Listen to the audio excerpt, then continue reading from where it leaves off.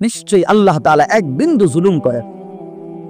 মনে করেন আমারে আল্লাহ বলছে রুকু দিতাম, এখন আমার কোমরে বাঁকা ভাই, তাইলে আমি বলতাম যে আপনি আমার দেখতেছেন আমার কোমরটাই ভাঙে, আপনি আমারে রুকু করতে বললেন, এটা তো জুলুম করলেন।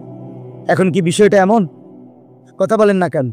আমারে আপনি সেজদা দিতে বললেন, আমি তো নিচের দিকেই যাইতে পারি না, আমারে বানাইলেন তাল গাছ, আমারে বললেন সেজদা দিতে, তাইলে না এটা জুলুম হইতো। কিন্তু আমার আপনার শরীরের মধ্যে এই যে কনুই ভাঙ্গে, হাঁটু ভাঙ্গে, কোমর ভাঙ্গে, বাঁকা হয়, এটা কেন দিলেন? তো আল্লাহ তাআলা সেজদা করার যোগ্যতা দিলেন।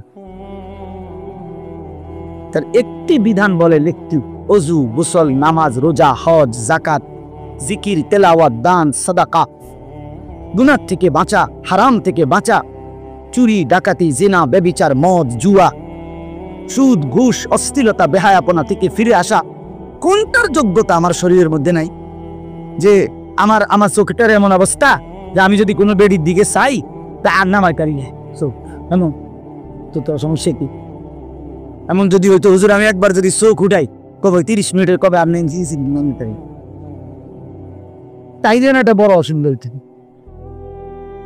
বলেন। তাহলে আমরা যদি উপরের দিকে তাকাইতে পারি তো নিচের দিকে চোখ নামাইতে পারি না? পারি কি না বলেন না? তো সমস্যা কি? সমস্যাটা কথা, সুদ আল্লাহ নিষেধ করছেন, তো ব্যবসা কি আল্লাহ হালাল করে নাই?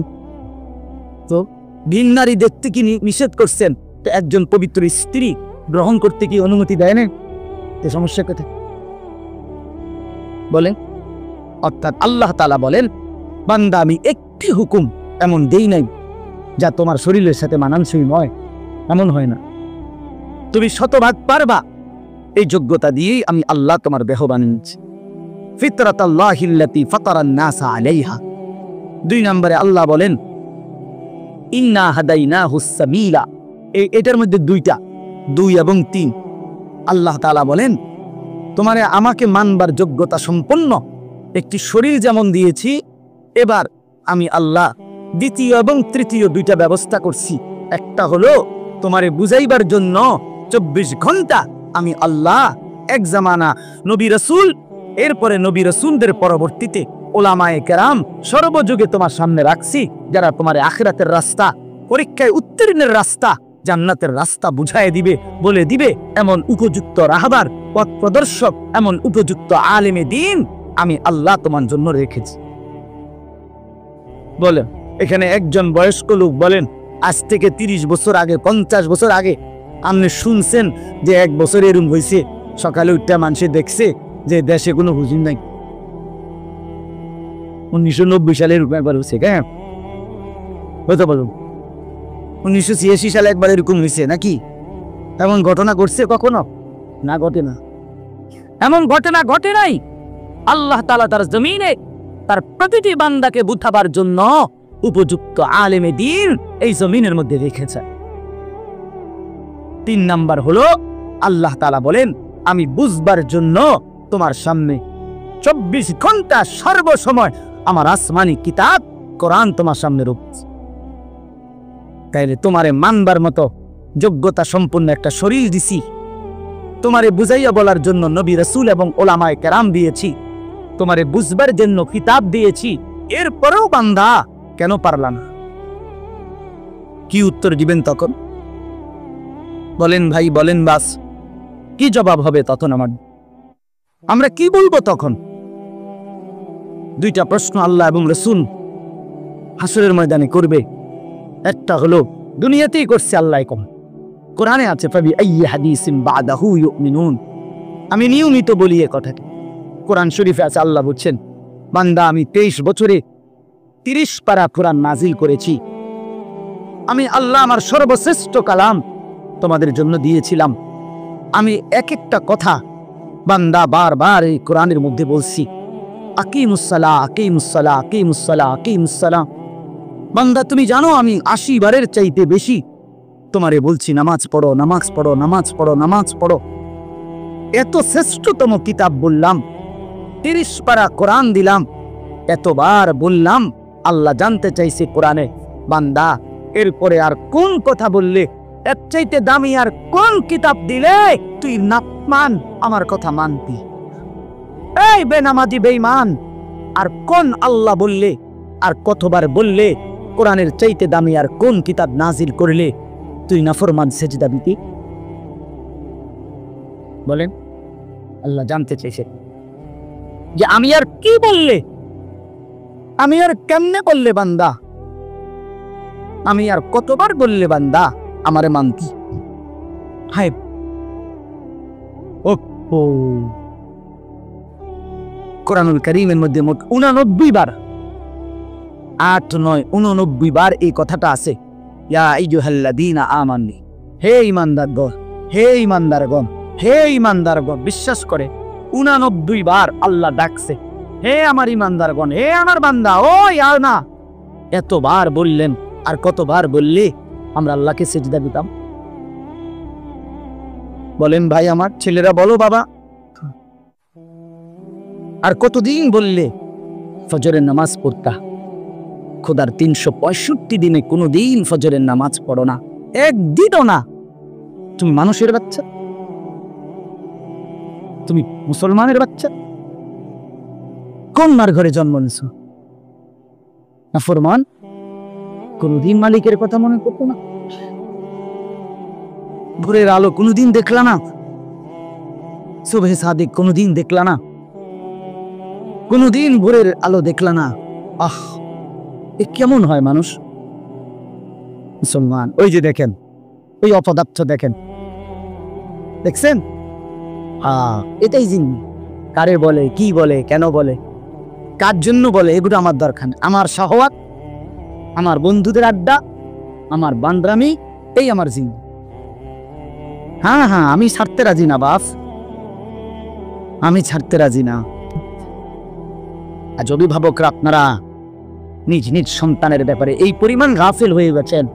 সবাই বিল্ডিং দেখায়, বিল্ডিং হুজুর ঘর ইয়াং করছি, দিদি দোয়া করেন।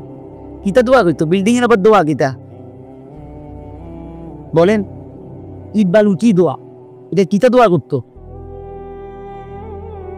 মোটরসাইকেল কিনছি হুজুর, দোয়া পেলেন, মোটরসাইকেলের দোয়া, প্রাইভেট কারের দোয়া, প্রাইভেট কারের বইয়ে ভিতরে বইয়ে দোয়া করলেন, যাইতে এটা ভিতরে বুটা হুজুরের ভিতরে বই শুধু দোয়া করে। কি দোয়া করতো বেটা? হায় হায়, ছাদ ডালাই আজকা দোয়া করেন, আজকে ছাদ ডালা। এই খাট পালন আর সোফা ফার্নিচারের জন্য দোয়া চাইলেন, এই সন্তানটা নষ্ট হয়ে যাচ্ছে, তার জন্য কিছুই বললেন না। ছেলেটা এক ওয়াক্ত নামাজ পড়ে না, মেয়েটা কোনোদিন পর্দা করে না, স্ত্রী পর্দা করে না, ঘরে প্রতিদিন রঙিন টেলিভিশন চলতেছে, স্ত্রী ছেলে মেয়ে নাতি নাতনি প্রতিদিন নাচ গান নর্তকীর ছবি দেখতেছে, হিন্দি সিরিয়াল দেখতেছে। আহ, এদের জন্য কোনো কান্নাকাটি নেই? প্রত্যেক রুমে রুমে ছেলে মেয়ে, প্রত্যেকের হাতে হাতে একটা একটা মোবাইল, সারা রাত উলঙ্গ ছবি দেখতেছে। কার জন্য ছাদ ডালাই দিতেছেন? এই নাফরমানের জন্য। এই সোফা কার জন্য বানাইলেন? এই খাট কার জন্য বানাইলেন? এই হাইওয়ানদের জন্য যারা একটা সেজদা দেয় না, সারা রাত উলঙ্গ ছবি দেখে, কোনদিন ফজরের নামাজ পড়ে না, যে হাইওয়ান, এই চতুষ্প জন্তুর জন্য ঘর বানাইলেন। আফসুসের আফসুস, আমার রীতিমতো আশ্চর্য লাগে এটা। নিজেরা চলতে ফিরতে তো দেখিয়ে পা কি পরিমাণ বিরক্ত হই মাঝে রাত। কি কয় কয় ঘরের লেগে দোয়া করতো, বিল্ডিং এর লেগে দোয়া, ছাদের লেগে, প্রাইভেট কারের লেগে, মোটর সাইকেল, প্রায় তো আমার ঘরে জ্বালাতন করে, বুঝছেন না? এগুলোর লেগে। সেদিন বাংলাদেশের একজন বড় বুজুর্গ আলেম আছে, হযরত মাওলানা আবুল বাশার মোহাম্মদ সাইফুল ইসলাম, অনেক বড় আল্লাহওয়ালা একজন আলেম। আমি একটা সুন্দর কথা বলছি, যে বলছি, হে ব্যবসায়ী ভাই, তোমার ব্যবসার বরকতের জন্য, ব্যবসার লাভের জন্য তাবিজ তালাশ করতে কত হুজুরের কাছে গেলা, একটা তাবিজ দেন হুজুর, কিছু একটা ঝুলাইয়া রাখতাম দোকানে, যাতে করে ব্যবসায় রুটি রুজিতে বরকত হয়। কিন্তু ব্যবসাটা হালাল না হারাম, আমার এই পদ্ধতিটা হুজুর, এটা জানবার জন্য কোনো আলেমের কাছে একবারও গেলা না। বুঝেন নাই কথা? তাবিজের লেগে তো অনেকবার গেলা, কিন্তু হালাল হারামের জন্য হ্যাঁ, কোম্পানির মাল বেচছে 6 মাস। এখন কই আপনি? এখন কোম্পানি কি দিছে? বিশেষ অফার দিছে। 60 জন 70 জন নারী পুরুষ সবাই মিলে ট্যুরে গেছে। বাহ, কোম্পানির থেকে কোম্পানির থেকে বেড়াবেড়ির লগে ঘুরতেছে। এটা শরীয়ত সম্মত? জিজ্ঞাইলেন না কাউ? এটা হালাল না হারাম জিজ্ঞাসা করলেন না? হ্যাঁ, লোডার লগে যে বদনা ফিরি লইলেন, বালতির লগে যে জগ ফিরি লইলেন, জিগাইলেন না হুজুর এটা হালাল না হারাম? কথা বুঝেন নাই আমার? এটা জিজ্ঞাসা করা দরকার ছিল না? এটা জানা দরকার না? না না না, তাবিজ দেন, তাবিজ 13টা তাবিজ, 13টা দেন। কত করে হাদিয়া? কম 230 টাকা করে বুঝনা দেন। হ্যাঁ জানাম, 30 টাকা করে কম দেন, 200 করে দেন। 13 দুগুণে কি 2600। এই হলো জিন্দেগি। আপনারা রাগ হয়েন না। অর্থ হলো এই কথা বুঝানো যে আমরা এইভাবে যদি নিজেদের ব্যাপারে, সন্তানের ব্যাপারে, স্ত্রী পুত্র পরিজনের আখিরাতের ব্যাপারে ভুলে যাই, এই ঘর বাড়িয়ে খাট পালং আর সোফা ফার্নিচারে এগুলো দেখাইয়া আল্লাহর কসম কোনো লাভ হবে না। 20 বছর পরে আমি বললাম আপনার ঘরের সাজানো ফার্নিচারওয়ালা এই বাড়ি বরাবর আপনার মৃত্যুর 20 বছর পরে আইসা আপনি একদিন কবর থেকে ফেরেশতারে বললা ঘন্টা 2-1 জন্য আপনি বাড়িতে আইসেন, নিজের বাড়িতে 20 বছর পরে আইসা দেখবেন আপনি যে ঘর ফার্নিচার আসবাবপত্র দিয়ে সাজাইয়া দিয়ে গেছিলেন তার কিছুই আপনার মেয়ের নাই। সবগুলো পুরাতন হয়ে যাওয়ার কারণে, মডেল চেঞ্জ হয়ে যাওয়ার কারণে এগুলো ফেলে দিয়ে পরবর্তী জেনারেশন নতুন কিছু দিয়ে ঘর সাজাইছে। আপনি দেখবেন নাই, এগুলো নাই। এই সোফা নাই, আপনার বানানো সেই খাট আর নাই, ওই ফ্রিজ আর নাই, ওই ফার্নিচার আর নাই, এগুলো এখন আর নাই, এগুলো চলে না। কিন্তু প্রতিটা সেজদা, প্রতিটা রুকু, প্রতিটা জিকির, প্রতিটা তিলাওয়াত, প্রতিটা টাকার দান, প্রতিটা সাদাকা, আল্লাহর কসম আখিরাতে জান্নাতে ফেরেশতা ওইটার পুরস্কার একেবারে লিখিত ডকুমেন্ট সহ আপনার হাতে উঠে। আররাফাহা ইয়ারিফুনাহা, কোরআন শরীফ আছে। আপনারা আমি একটু বুঝাই কত মজা পাইবেন। আপনি বলেন একবার সুবহানাল্লাহ, আবার বলেন সুবহানাল্লাহ, আবার বলেন সুবহানাল্লাহ। এই কয়বার হইল?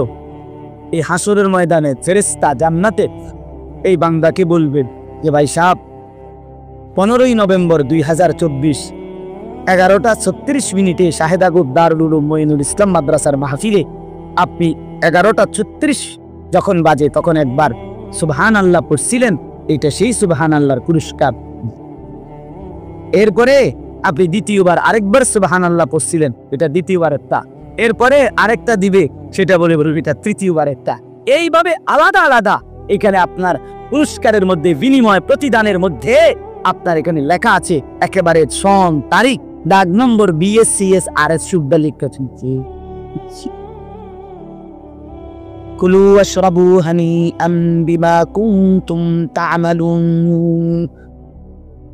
রব্বুল আলামিন বলেন আমার জান্নাতি বান্দা সারা জিন্দেগীর সমস্ত নেক আমলের বিনিময়ে আমার জান্নাতে আরামসে খাও এবং পান করো। কুলু ওয়াশরাবু হানিআম বিমা আসলাফতুম ফিল আইয়ামিল খালিয়া। আল্লাহ জান্নাতি বান্দাকে বলবে, বান্দা দুনিয়ার জিন্দেগিতে যেই নেক আমলগুলো করেছো তার প্রতিটা হিসাব করে করে আজকে জান্নাতটা তুমি উপভোগ করে নাও। 100 হিসাব বুঝাই দিবে। জাযাআম বিমা কানু ইয়ামালুন। আল্লাহ বলেন দুনিয়ার জীবনে যা আমল করেছো বান্দা, জান্নাতে আমি তার পুরাপুরি বিনিময় বুঝায় দেব। লাহুম মা ইয়াশাউনা ফিহা ওয়া লাদাইনা মাজিদ। আল্লাহ বলে বান্দা জান্নাতে তুমি যা চাইবা আমি আল্লাহ তো তা পুরা দেবই, কিন্তু বান্দা তুমি চাইবাই কয়টা, জানোই কয়টা, চিনুন কয়টা? আমি আল্লাহ তোমার চাওয়া যখন শেষ হবে ওয়ালাদাইনা মাজিদ, আমি নিজের থেকেও আরো অগণিত কোটি কোটি নিয়ামত দেব। হ্যাঁ, আপনি বোকা পাইবেন নাম ধরে। আমরা 2-4 কলম পইরাই বুঝছি আখেরাত ঠিক আছে। ছেলেরা নিজেরা চালাক ভাইব না, নাফরমান চালাক হয় না। পাপী কখনো চালাক নয়, পাপী বোকা। অসভ্য কখনো চালাক হয় না, বেনামাজি কখনো চালাক হয় না, সুদখোর কখনো চালাক হয় না, হারামখোর কখনো চালাক হয় না, ঘুষখোর কখনো চালাক হয় না, গাঁজাখোর, ফেন্সিখোর, বাবাখোর, ডাইখোর, ইয়াবাখোর, পুট্টাখোর, মদখোর, নেশাখোর সে কোনোদিন বুদ্ধিমান হয় না। সে বোকা, আহাম্মক, বলদ, বেউকুফ। এটা বেউকুফ। বাটফার তো বাটফারে না, বাটফার সালাকও বলেন। কথা বলেন না এখন। মনে করেন হেকে 3টা কমলা ফাঁসা দিয়া 1 ডজন বেচালাইছে, 12 না, ভিতরে 3টাই ফাঁসে। আমনে করেন মাশাআল্লাহ সালাক দেখছুন কিমু? না না, হে সিটারে নাই সালাক। কথা বলেন না কেন? হয় বাটফার, হয় চালাক হবে কেন? 100 গ্রাম গোস্ত কম দিয়া 1 কেজি বেচালাইছে, হে চালাক, হে বাটফার, হে সিটার। তো সিটার তো সিটারে না, হে চালাক হবো কেন? সুদখোর তো সুদ করে না, হে চালাক বলেন কিত্তে নাম? মিথ্যাবাদী তো মিথ্যাবাদী না, পরে আপনি চালাক বলবেন কেন? কথা বলেন না কেন? এ চালাক হবে কোন যুক্তিতে? পৃথিবীর কোন অভিধানে লিখছে, কোন ডিকশনারিতে লিখছে? আমি কুমিল্লা ভিক্টোরিয়া কলেজ থেকে মাস্টার্স পাস করছি, আপনি কোন বইয়ের নাম কোন ডিকশনারিতে লিখছে চালাক তাহাকে বলে যে মিছা কথা সুন্দর করে বলতে পারে? হ্যাঁ, এটা কোথায় আছে? যে মানুষকে ধোঁকা দেয়, প্রতারণা করে তাহাকে চালাক বলে, ওটা কোন কিতাবে লিখছে? আর কিতাব থুন আপনি, বই বই কোনটা লিখছে ভাইয়া? পৃথিবীর কোথাও নেই। ধোঁকাবাজি, প্রতারকই, নাফরমানি, এটাই তার পরিচয়। আল্লাহ নবী সাল্লাল্লাহু আলাইহি সাল্লাম বলেন, আল কাইয়িসু মান দানা নাফসাহু ওয়া আমিলা লিমা বাদাল মাউত। এটাই আমি করছিলাম হাদিস। নবীজি বলেন বুদ্ধিমান, চালাক সে। আল কাইয়িস, সৌদি আরব থাকেন বা থাকছেন এমন আছেন নি কেউ? হাত উঠান।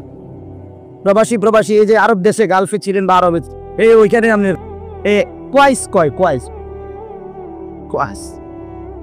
কোয়াইস মানে কাইয়িস, চালাক, বেডা, বুদ্ধিমান, কোয়াইস মানে এটা গেলেন না আরবি গয়া দেখি, মানে আল কাইয়িস অর্থ হলো বুদ্ধিমান, চালাক।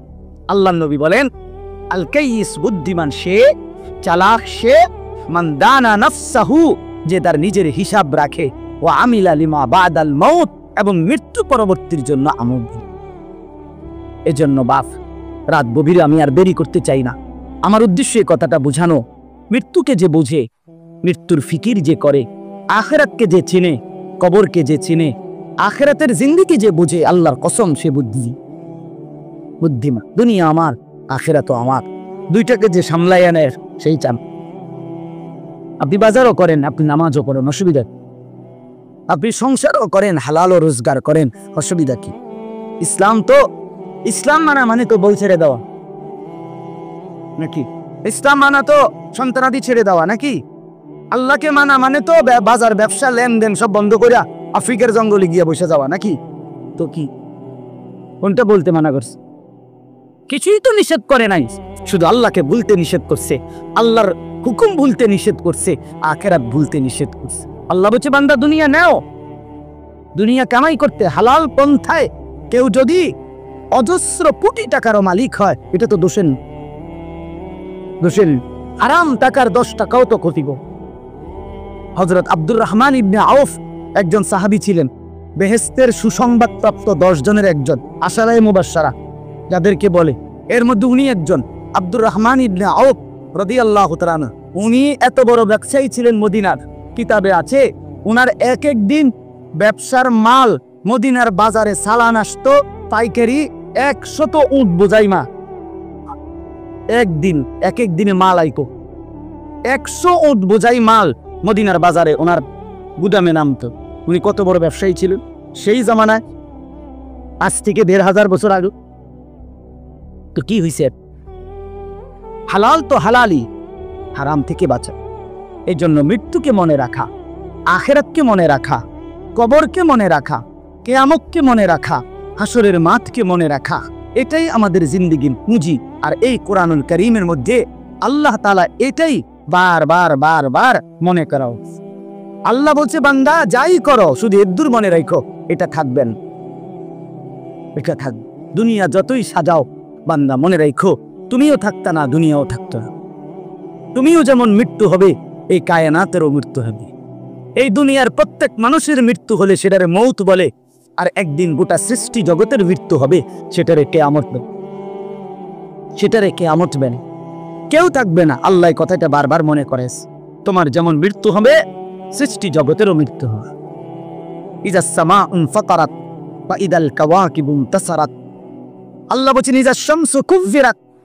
আল্লাহ তাআলা এভাবে বারবার বলছে ইজাস সামাউন শাক্কাত, আসমান ভেঙে যাবে, চূর্ণ বিচূর্ণ হয়ে যাবে, তারকারাজি খসে খসে পড়বে, সূর্য চন্দ্র আলোহীন হয়ে পড়বে। আল্লাহ তাআলা বলেন ইদা রাজ্জাতিল আরদু রাজ্জা, জমিন পাউডারের মতো রেজা রেজা পাউডার হয়ে যাবে। আল্লাহ তাআলা বলছে পাহাড়গুলো তুলার মতো ধুলির মতো উঠতে থাকবে। আল্লাহ বলছে বান্দা একদিন আমি গোটা কায়নাত আমি শেষ করে দেব, আমার সংসার আমি গুছায় ফেলবো, আমার এই কায়নাত আমি আল্লাহ তাআলা ইসরাফিলের শির আর ফু দিয়ে আমি আল্লাহ তাআলা গুটিয়ে ফেলব। এই কথাটাই আপনাদের সামনে এখানে আমি শুনাইতে চাই, এই অল্প একটু শুন। আল্লাহ তাআলা এখানে এই কথাটাই তুলে ধরছেন কোরআনের বহু সূরায় যে বান্দা এই সৃষ্টি জগৎ একদিন থাকবে না, কিয়ামত হবে, একদিন ইসরাফিল ফু দিবে। ইসরাফিল যেদিন ফু দিবে, কোরআনে এই বর্ণনাটা দুই ভাবে আছে। একটা হলো ইসরাফিল প্রথমবার ফু দিবে, আরেকটা হলো ইসরাফিল দ্বিতীয়বার ফু দিবে। ইসরাফিল মোট দুইবার ফু দিবে। প্রথমবার ফু দিলে জমিনের মধ্যে ভূমিকম্প শুরু হবে। আল্লাহ বলেন এই ভূমিকম্পটা গোটা পৃথিবী একসাথে, আমার সৃষ্টি পুরাটা একসাথে নড়বে। ইন্না জালজালাতাস সাআতি শাইউন আযীম। আল্লাহ বলেন বান্দা দুনিয়ায় বহু ভূমিকম্প তুমি দেখছো, তবে মনে রেখো কিয়ামতের ভূমিকম্প, ইসরাফিল ফু দিলে প্রথম যে ভূমিকম্প হবে, কিয়ামত সংগঠিত হওয়ার জন্য, গোটা সৃষ্টিটা ভেঙে চুরে যাওয়ার জন্য, সেটা হবে বড়ই ভয়ানক, সেটা বড়ই ভয়ানক। ইয়াউমা তারাউনাহা তাদহালু কুল্লু মুরদিআতিন আম্মা আরদাআত, কোরআন শরীফে আছে। এই প্রথম ভূমিকম্প যখন শুরু হবে জমিনে, ইসরাফিলের ফু শুরু হবে, সব কিছু যখন ভাঙতে শুরু করবে, আল্লাহ তাআলা বলেন যে মা তার দুধের বাচ্চা কোলে দুধ খাওয়াচ্ছিল, ওই মা সন্তানকে ছুঁড়ে ফেলে দিয়ে পাগলের মতো ছুটতে থাকে। ওয়াতাদাউ কুল্লু যাতি হামলিন হামলাহা, যে মায়ের পেটের বাচ্চা 10 মাস পূর্ণ হয়ে গেছে, এই আর ঘন্টা 2-4 ঘন্টা পরে বাচ্চাটা প্রসব হবে। আল্লাহর কসম, আল্লাহ কোরআনে বলছে সেই গর্ভধারিণী মা 10 মাস যে তার সন্তানকে গর্ভে লালন করেছে, ইসরাফিলের ফু দিলে জমিনের কম্পন যখন শুরু হবে, ভূমিকম্প, তখন এই গর্ভধারিণী মা এভাবে দৌড়বে, এভাবে ছুটবে, নিজের বাচ্চা নিজের থেকে খালাস হয়ে পড়ে যাবে, মা ফিরেও তাকাবে। ও তারা